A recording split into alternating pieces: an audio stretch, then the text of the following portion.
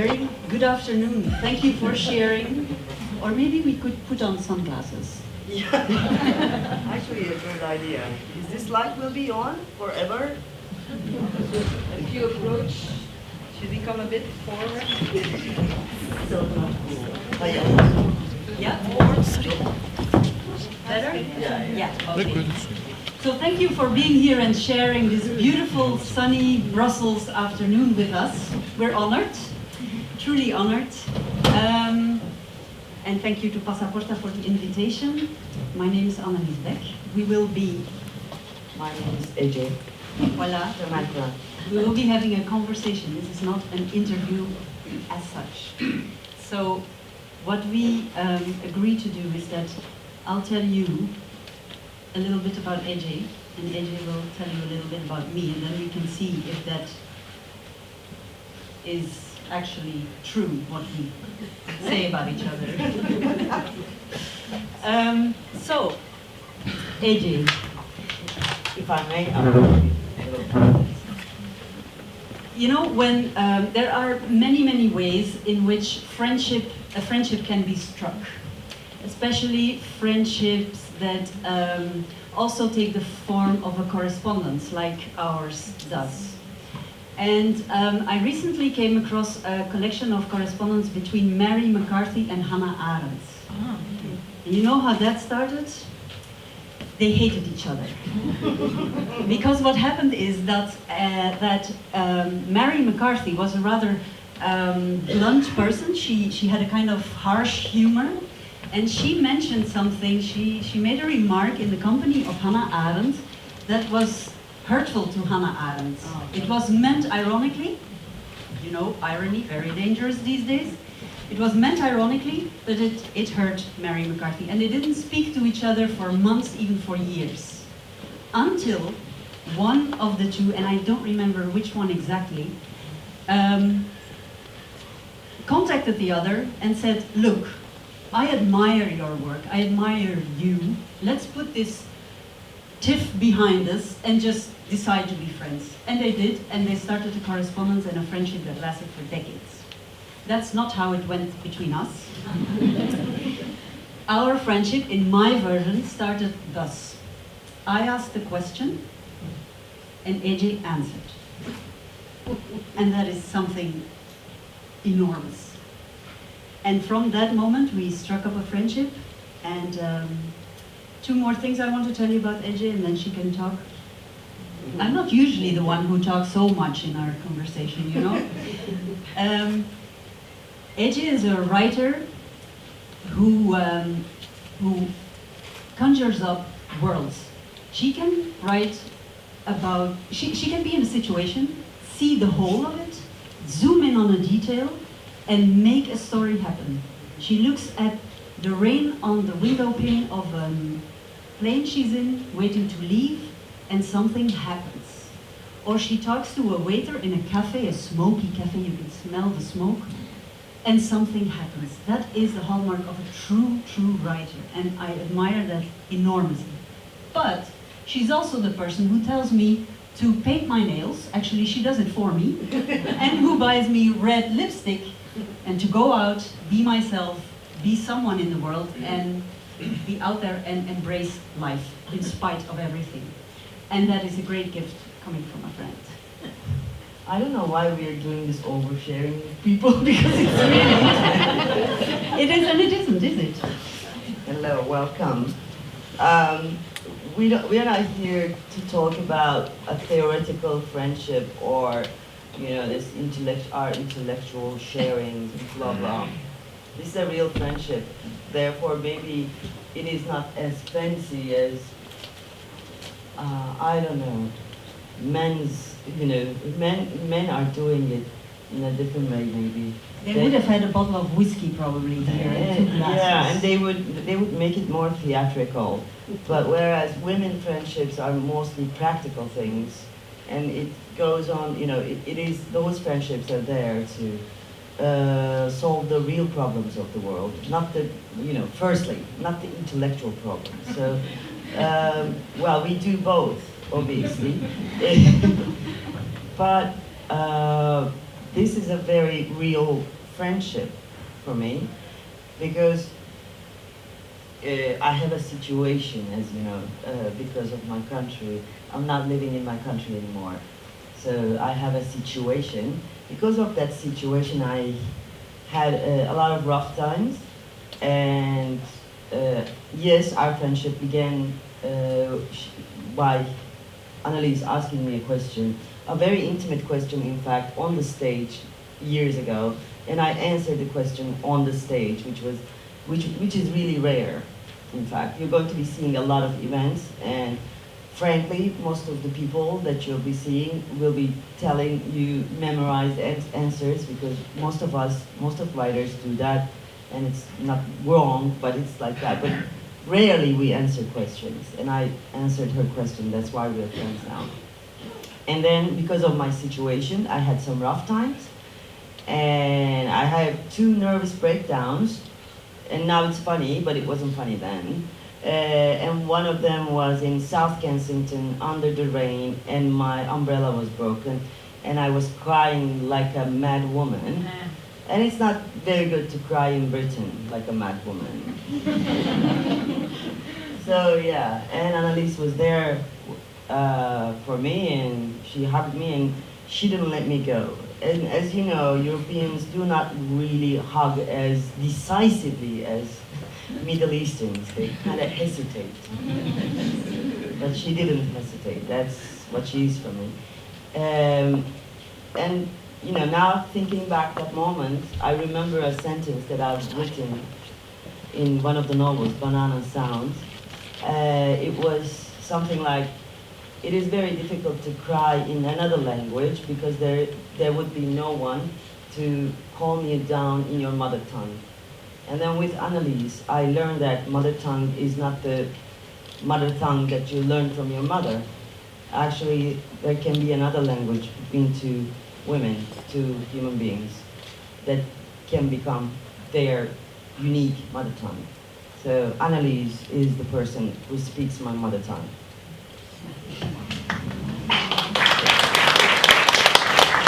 Who's crying now? Yeah. And you were saying I was sharing intimate things. Yeah. Let's not race about this. No, yeah, my papers are... We have a plan, actually. So, well, I didn't plan to say these things, but you know, we have an outline. Things we have to talk about. Yes, there's a lot we have to talk about. First of all, you're here in a literary festival. We both published a new book very recently. You've just come from Amsterdam doing a book tour on Verloren Land. The original title in English is How to Lose a Country. Talking about populism and how it can come about based on your experiences in Turkey, and then looking at what's going on in Europe now, in European countries, different European countries. Did people in Holland want to hear what you had to say after elections brought Thierry Baudet to the fore? Why do you say that name smiling? Baudet. Well, no, just because you were very quick to say no. Yeah, well, we have an interesting another situation here, which is Annelies is a journalist in this country. She's a TV presenter. She's the presenter of probably the most prestigious political show. So she has 2 personalities. I don't know which one to talk to now. The writer. The writer. I'll sit a bit more like this. I wrote this book, How to Lose a Country, and I did something quite ambitious. Not only writing the book in English in another language, but also I didn't write about Turkey. I wrote about your country or your continent and United States. And people generally want, writers, those writers who come from third world countries, so to speak, to talk about their own countries, their own sufferings. And they are so, welcoming when you talk about how much you suffer in your country, and especially when you're a woman, it really fits the role of lady in distress, throwing herself into the arms of civilized Europe and telling him, yeah, you know, that role. But then I didn't want to. I tried to go beyond that role, and I wrote a book which is not about me; it's about you. So this is kind of it causes anxiety, and I think a mild sort of arrogance comes to surface. From you, your arrogance, No, or no, just checking. Their arrogance. I mean, like, bottom line, I've launched the book already in Britain and in Netherlands, and I'm going to do it in Germany and in France, Italy, Spain, Portugal, and so on. And so far, this is my observation. They want to tell you in very complicated way, in a very sophisticated way, this sentence: talk about your country. You cannot know about Europe. You cannot talk about Europe. You know. So, and what I try to do in the book is, in fact, not talk about Europe per se, but to, you know, reveal the main logic of right-wing populism and how this mechanism of right-wing populist politics work. Beyond every unique condition of every country. But yeah, they, you know, people, one, they are still hesitating in Netherlands, for instance, in Britain as well. People do not want to accept that, you know, this malaise of our times, right-wing populism has come to their country as well. And they don't want to accept that this is quite dangerous. And they don't want to accept that their civilized countries can have something in common with Turkey. You know, those crazy things happen in crazy countries like Pakistan, India, Turkey. But whereas, you know, in mature democracies like European democracies, such things cannot happen. And I'm trying to tell them that no democracy is immune to this. And no society is immune to the contamination of polarization and so on and so forth. So you feel a bit like a Cassandra? Yeah. I feel like Cassandra, and in fact, you know, people trying to think of my book as a, you know, this dark, pessimist book, but I think it's a kind of fun book. And even if it's not fun, It is. Some parts are really fun. I am trying to call people to joy, in fact, joy of living, through trying to initiate a global solidarity among people like us, you know, like here. Because the others, you know, the right-wing populists and the authoritarian leaders and their spin doctors are already cooperating on international scale. It is not my perception, it is a fact. So my point is, darlings, you know, we have been through this in Turkey for 15 years. I know what you feel. So here's what's going to happen, most probably to you as well. So before it's too late, chop chop. Let's, you know, pull ourselves together and find a, you know, find a global response to this global, you know, question. But, you know, yesterday it was like, yesterday somebody in Amsterdam said this. You know, he couldn't come up with a better argument, and he said, but you know what? Turkey is a Muslim country.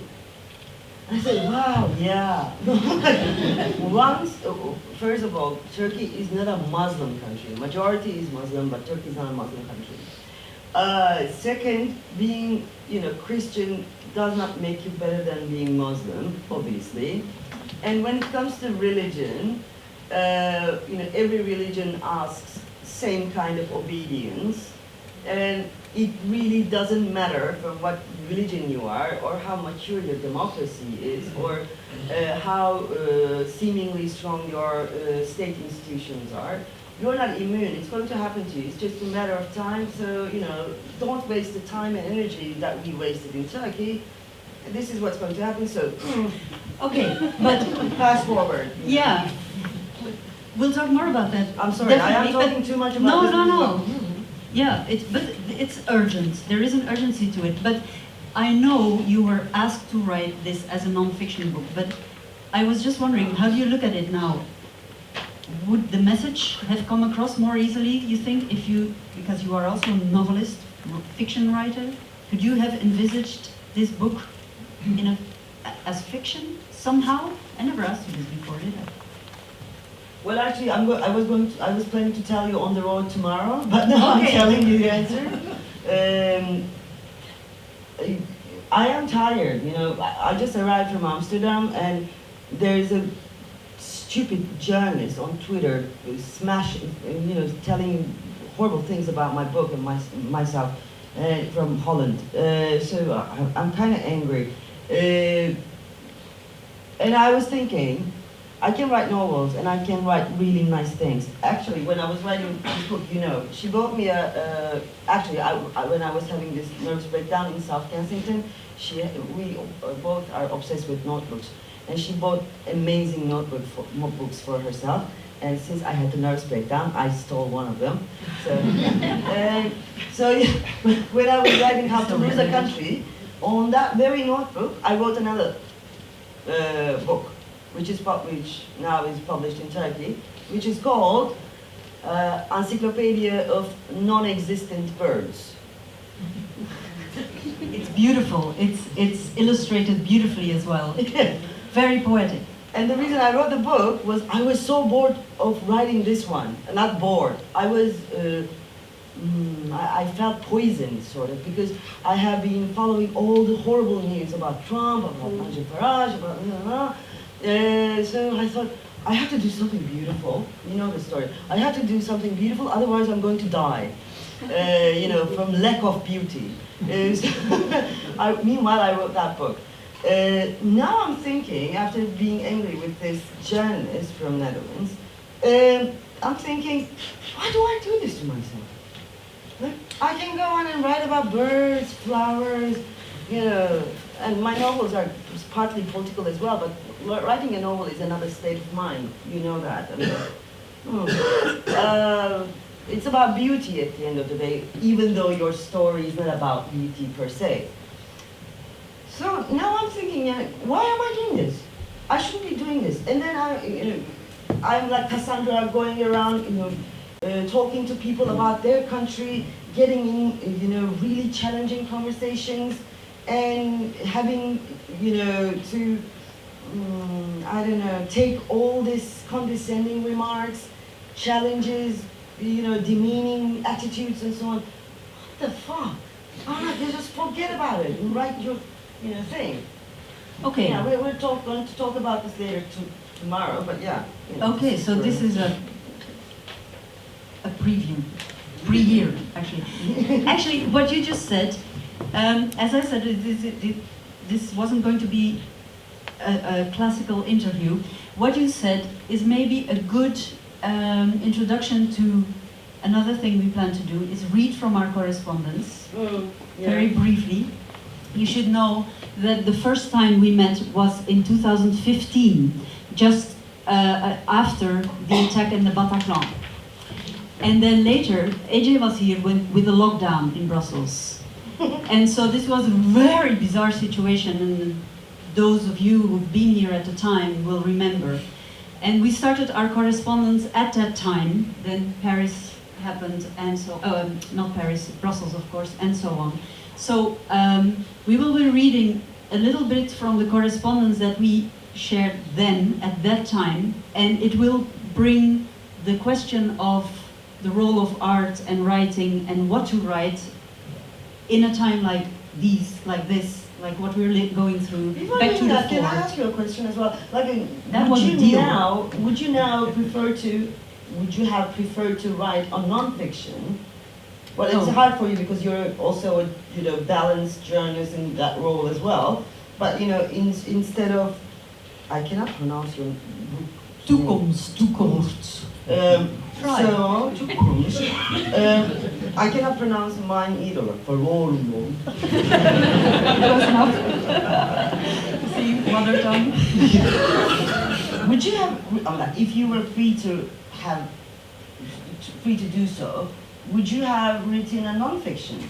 No, definitely no. Because no. your book is about, similar, your novel is about similar things, but it's a novelty, and people think that all novels are not real, sort of, are not truthful or whatever. You know what I mean?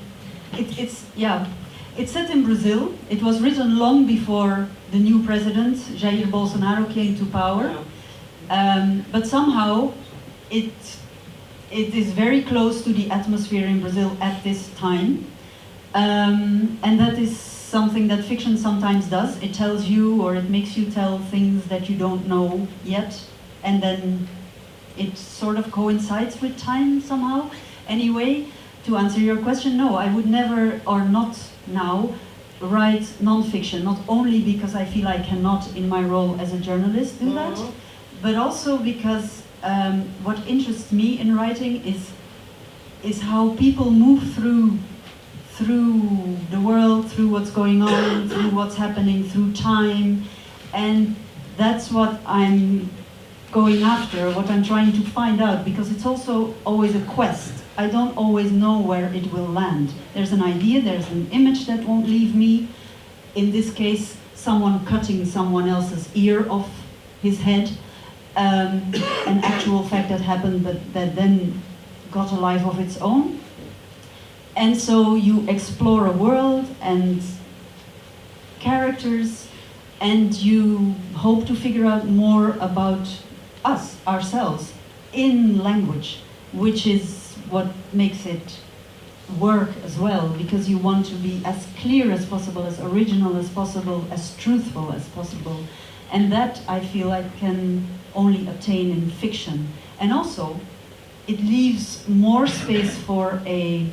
No, that's not true. I was going to say it leaves more space for a reader to enter the story, to bring him or herself to this story, but that goes for good non-fiction as well. So, yeah, don't remember that one.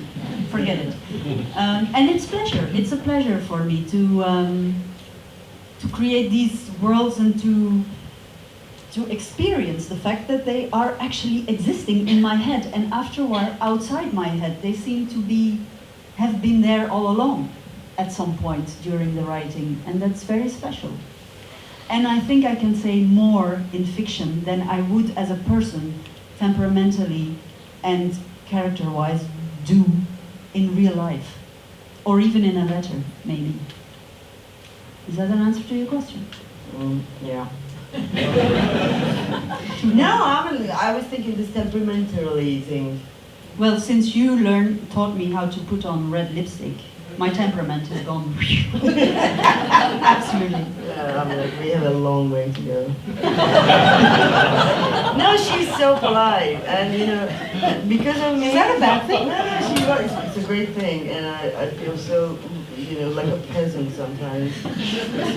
No, seriously, she's so polite, and sometimes she tries to be. You try to be doing this, I'm not being this polite person, and it's so cute. I don't know if this is.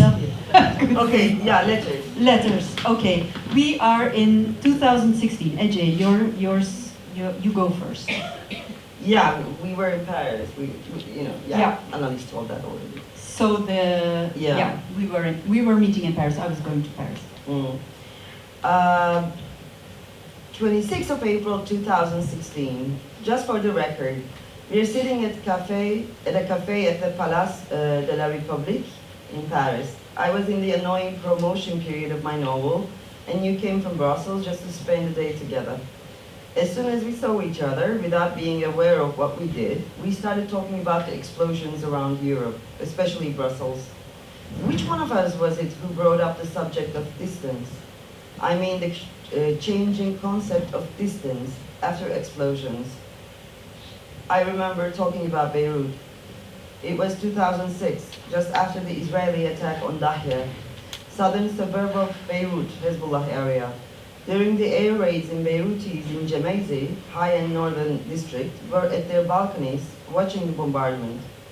After a few days, I noticed a strange thing. Whenever I asked about the bombardment on Beirut, they were always making it very clear that it was not Beirut, it was Dahieh.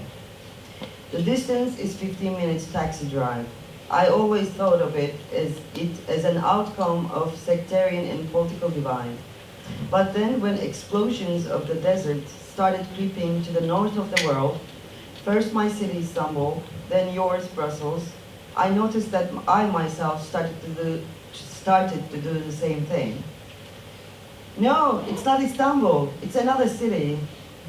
Oh yes, it is Istanbul, but it's not my district.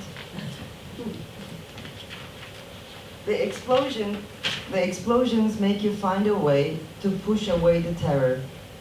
Terror is always about others. It is not simple denial, it is more than that.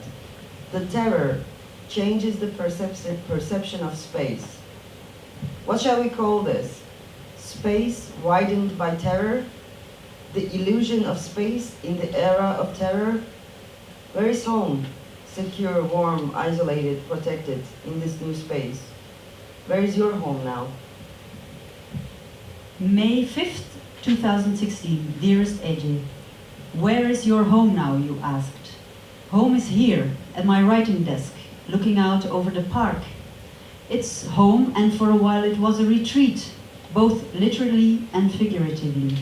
A stronghold, too, at the crossroads between two terrorist safe houses and the place where an alleged terrorist was shot in the leg by the police. At my tram stop, definitely my tram stop, all of a sudden. All a stone's throw away from where I live. Since then, I reconquered my space, our space. Well, maybe not so much space itself. I still went out on foot, took the tram to the city center, because there simply is no other way to get around. Mostly, however, I had to regain my sense of ownership, the rhythm of my step. I had to find my flow again, the pleasure of moving around. While my colleagues drove home to Antwerp and Leuven, relaxing their shoulders behind the steering wheel as they left behind the terror in Brussels, I made my mind's map on reality rather than on threats. Take in the park, roll out my sense of home and belonging again along the streets of this part of Brussels. Jump the fences of fear and wade across the pools of dread that drove me in an ever smaller corner, not so much of the city, but of my mind. So I took the train to Paris, more than ever Brussels' big sister city, to meet you, pushing back against the tide of terror. As we walked and talked and drank and laughed and questioned, the awareness of it remained, but bearable, anchored down with words, checked in place, for now. 8th of June 2016. Did I tell you that the first time I visited Magritte, is it Magritte or Magritte? Magritte. Magritte's museum was the day after Berkin Elvan died. A 14-year-old kid who went out to buy bread and hit by a canister to die in his bed after almost a year in coma. The entire country went onto the streets and I was in fucking Brussels. So I made a decision. I was to cure myself with art. And what better option is there than Magritte Museum, where nothing is itself? I bought this necklace with a Magritte cloud on it. I carried the necklace as a token of my decision. That is how I found in myself to write a novel when the country was coming to pieces. I was, again, curing myself with art. Writing is a strange thing, and I always believed in its dark forces. It is dangerous, prophetic. It has a dangerous prophetic side. If I write something dark, I do believe that I will become that. I'm afraid of what I will write because I'm writing a novel. I am writing my own future, shaping or reshaping my very own being, as it were. I don't want to be this person who has nothing but anger. I found this old book in Oxford, The Liberal Imagination. It's a series of talks by Lionel Trilling on novel that happened in 1960s in St. Anthony's College. He says, novel was the literary form to which the emotions of understanding and forgiveness were indigenous, as if by the definition of the form itself. Brussels, 22nd of March. Dearest AJ, I didn't mean to send you this letter on this symbolic day, 1 year after the bombings in Brussels. I was going to send it 2 weeks ago, when I went to see the exhibition on Rick Wouters, one of Belgium's most colorful artists. It lifted my spirits. Such generosity. That could be us today, reading the newspaper the way he paints now. He fought a war and died at 34 of cancer. But Wouters saw color and light and Nell, the love of his life, until the very, very end. Let's go there when you are here this weekend. How do you look back on that? The letters, or the time? Both?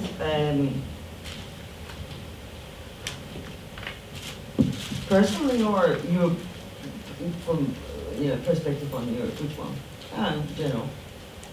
Well, Personally, what changed after so long? Did anything change? yes, in fact, it changed. Nowadays, people are full of emotions in Europe, in Britain, and in the United States. They're appalled, they're astonished, they're shocked, they're surprised. What's happening in our country? What's happening in my life? What's happening in politics? What's happening to the world? The entire world is disintegrating. There will be no Europe. Maybe there will be no United States. There's a general winter is coming thing going on. And they still do not know that they're going to be tired of emotions. Tired of being shocked, paralyzed, astonished, appalled, baffled, and so on and so forth. This is one of the steps in your book that you're now Yeah, referring to as yeah, well. you Just know, saying for... Yeah. Because all these political things, they don't happen in high-level political, places only. It doesn't only happen in Westminster or White House or in, what's the thing here? European Union, building. They trickle down to your personal lives. All that polarization, all that hostility, they come down, and you find yourself breaking up with your girlfriend, boyfriend because of Brexit. There are family members in the United States, they don't talk to each other because of Trump since 2 years. This is actually also true in Brazil, where Bolsonaro made families fall apart, or friends have discussions. A woman telling me, like, you really look at someone who voted for Bolsonaro in a different way, and you think you know this person for decades, and then all of a sudden the light on this person changes. And she was shocked and hurt by it herself, but she couldn't help herself looking at this friend in a different way, and not being able to trust that friendship or the connection anymore. And this is something that in the novel that I wrote, I wanted to see how far that could go. And there is one of the storylines is about two friends, childhood friends, who make each other better, who admire each other, who push each other on in life. They've come from a poor background, and they've grabbed every chance they got to better themselves and to be the best they could be. And then in the end, something happens. They get a chance to really shine in their field. They're architects, and they make a different choice. And there's still something drawing them to each other, and yet there's no way they can really connect anymore. They try to talk, they try to have a discussion, they fight, they dance, and still something is missing, something goes horribly wrong. And yeah, in fiction you can push it to the limit of believability, so to speak, but it does happen. A lot of good things happen too, also in the book, because we don't want to paint a too gloomy picture on this beautiful Saturday She afternoon. had to talk about her book because I cannot read her book. It's in, I cannot read Dutch, so that's why she does that. I'm so sorry about this. So, yeah. Anyway, So we're going to as you get said, tired of emotions. Yeah. And then what happens? And in your then, view? and then you become numb for a while, and then I think, you know, I chose to put the emotions, you know, about the ongoing, about the current situation aside. Let's think, let's be completely rational, which is very, very rare in Turkey. You know, we are emotional people, more emotional than Europeans probably, when politics is concerned. So yeah, now I don't have many emotions as much as I did like 2 or 3 years ago. And when you're trying to survive, you cut all the painful, you know, it's like, you know, if an organ gives you pain, you cut the organs, sort of. So I think I cut some of my emotional organs. They were too many anyway, so I'm becoming a normal person maybe. So yeah, when I look back, I don't have that many emotions anymore. Yeah, but does thinking get you anywhere? I mean, does it help? Does it make you more do you get more of a grip on the situation? Do you understand the political situation better? Do you see better what to do? No, but what I think is emotions are overrated, and it is an ideological choice to talk about emotions when you're talking about politics. Explain. Okay, so how is it a choice to talk about emotions? Because you know what? Because what has been said the past couple of years is that emotions have been overlooked for too long and have not been taken into account. This ties in with not listening to people, and a lot of people then feeling disenfranchised and left out and so on. So where does one end and the other begin? That's not emotions to start with. Okay. That is human dignity. Yeah, human dignity was dismissed, and that's why we are going through this right-wing populist wave. But that's not emotions. I don't think they are emotions. The dismissed part is not emotions. It was the human dignity and the need of meaning for humankind. What I mean by emotions is this, after 1980 especially, this dominant neoliberal understanding of human nature became limited to, as you know, the fear of having less and the desire to have more. And as you know, we acted all together as a globe that human being does not need anything more than this, and we can reduce the definition of humankind into these two, polars. And then, meanwhile, something else happened. We have been told that there is no alternative. This is the best, system that the humanity can come up with. And because of that, accordingly, there was this new zeitgeist, so to speak. We don't need antagonism anymore. We don't need confrontation anymore. We don't need controversy anymore, because we are all in, this lovely world where there are McDonald's everywhere. So since everybody is, agreeing with this dominant system, there is nothing to fight about. So how can we how can we design the entire human life in order to get rid of antagonism, controversy, and confrontation? This is part.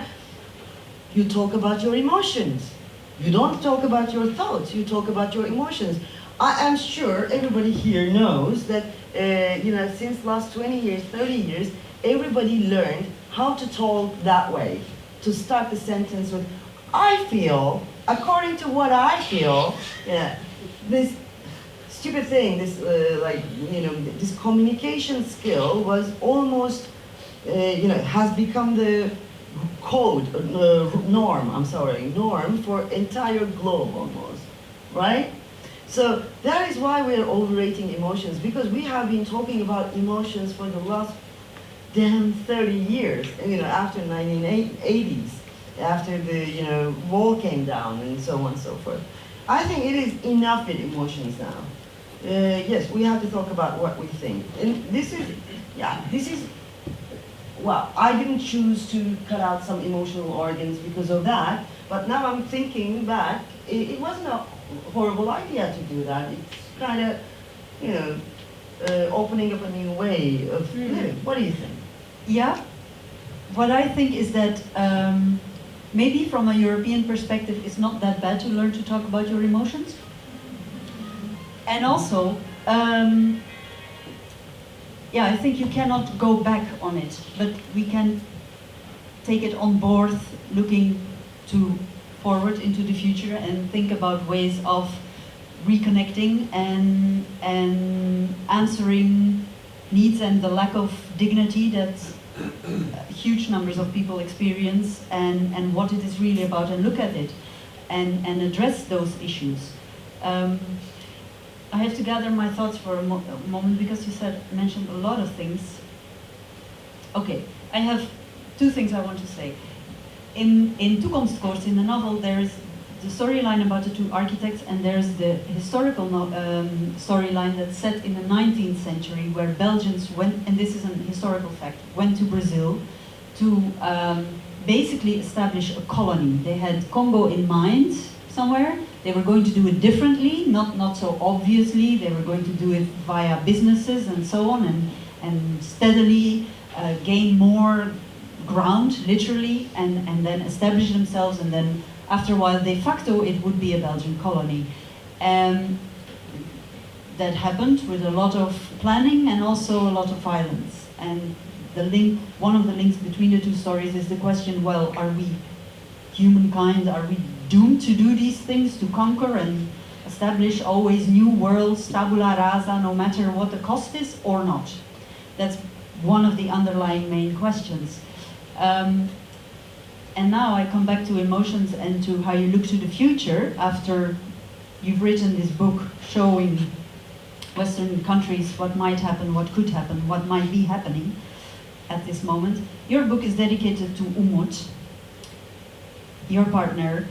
His name means hope in Turkish.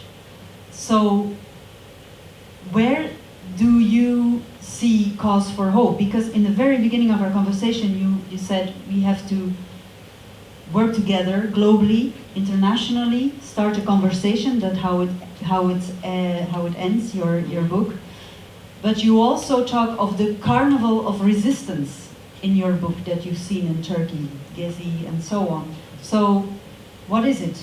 Is any form of resistance, like Greta Thunberg, for example, and the climate kids, let's put it that way, is this a passing fad? Is it a passing thing, or can it be the beginning of something else? Is that a cause for hope, or where do you see this conversation? Who's in on it? Everybody? How? You see, she does this thing to me. I asked her a question she didn't answer, and then she answered me like five questions. Are we? Yeah, we are kind of. I am just keeping a small eye on the timing, but I mean, these people have a whole program, so. Don't you? The man I am in love with is called Umut. This is funny because okay, we have these Indian names, sort of. All of us have, you know, all our names have meanings. Mine means queen, and I love that. That's no coincidence. Yeah. My name doesn't mean anything. Anyway, because for years I kept saying I don't believe in hope. It's a very fragile word, and I believe in determination rather. Because you can take away the hope from people, but you never can take away the determination. So, and then I ended up being with a man who's called Umut, Hope. So yeah, that was funny. So I dedicated the book to him because he helped a lot, as much as Annelies did throughout my writing process. And there's always, at the end of my events, there's always this one woman, it's always a woman, who asks me about, like, is there hope? And I always now say... I am this woman. Yeah, and I always say this, you know, the thing I said already, determination, hope, no. And now I changed my answer after years, after several years, because these kids came along, and it's going to be very interesting. These kids being The climate strikers. And probably my generation and even older generation are looking up to them at the moment because they're going to change something in the world, and it's going to be really dramatic. It's going to be a dramatic transformation because I think it's going to be the generation who is going to find the political tools of 21st century to deal with the political malaise of 21st century. political tools is different from parliamentary democracy? Is Yes. it really going to be an overhaul, do you think? Well, I don't know what's going to happen, but I am pretty sure that political parties and representative democracy will go through some transformation because we are going through a big crisis of it. That's why we have right-wing populism as well. One of the reasons is that. And these kids, they're so new in this business, this resistance business, and it started as if they're these cute kids who are concerned about our planet. And now it's changing, and they are scaring the political power. And who was it who said that in Belgium? Somebody said, one of the politicians said, there must be somebody behind these things, adult. Yes, several said it actually, Yeah. but amongst others, the city and the. So actually they are very close to real confrontation with political powers at the moment, establishment and so on. And for the first time in their lives, and probably very early, they're going to taste what it means to be a resistance, not activist, but fight. I was going to say fighter, but yeah, Actor, at actor. least. Yeah. Mhm. And once they, touch that surface that they didn't know before, it's going to get really serious. It's not going to be cute, and I think it's going to be changing several things in the world, and it's going to get global. It is already global, and it's going to get even more so. But this is interesting because there is also a discussion going on whether, let's stick to the climate example, there's more going on, but let's stick to the climate example, that it's incompatible with, for example, the yellow vests people's demands, that there's a socio-economic problem with the climate demands, say. So will this conversation, this change take everyone on board? Is it possible at all, or will it end in a clash? And do you say compromise is old school politics? We cannot have compromises anymore? Those are two things. First, the different demands, are they compatible or not in your view? I was in New York. I didn't tell you about New York. It was interesting. I was in New York. Not funny. It was very important and interesting discussion in Columbia University. I was there to present a book, and there were amazing intellectuals coming from old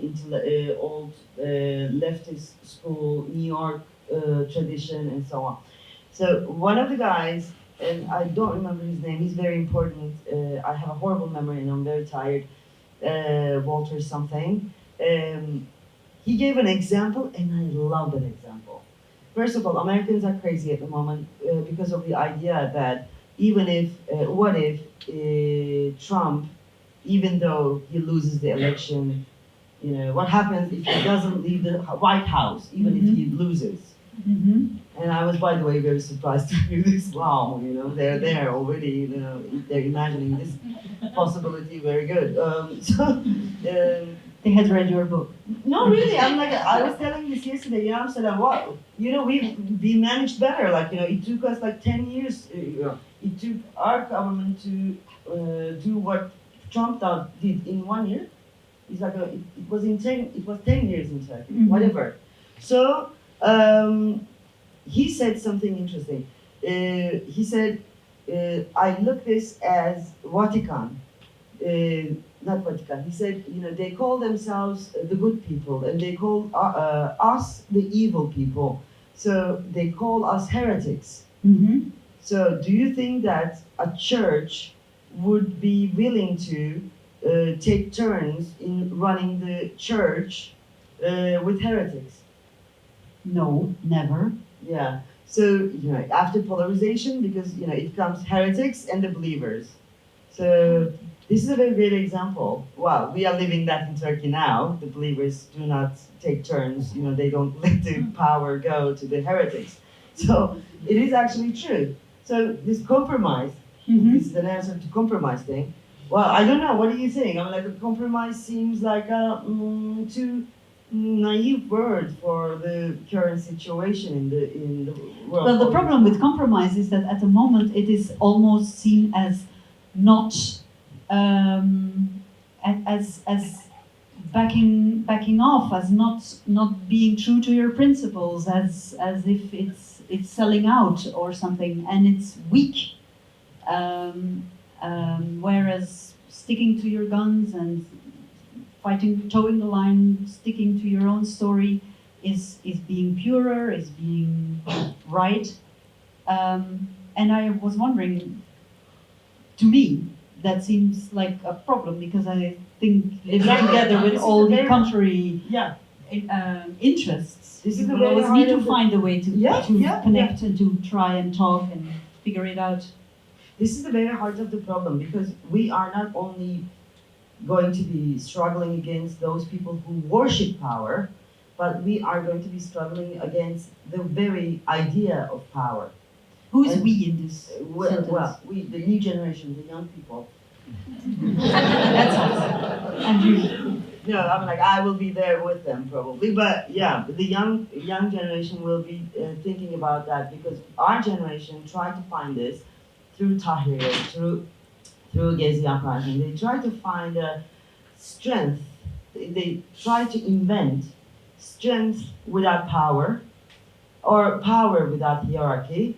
They try to invent a movement without leadership. They try to invent representation without, an elite, without structure. So, and they try to invent several things which seemed impossible in 20th century.